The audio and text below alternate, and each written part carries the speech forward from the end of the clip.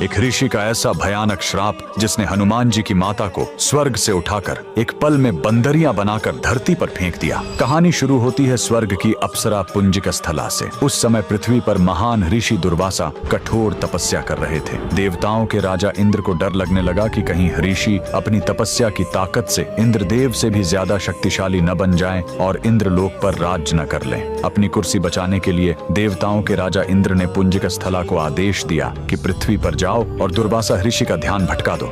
इंद्र के आदेश पर वह ऋषि के आश्रम गए और उनकी तपस्या में बाधा डालने लगी।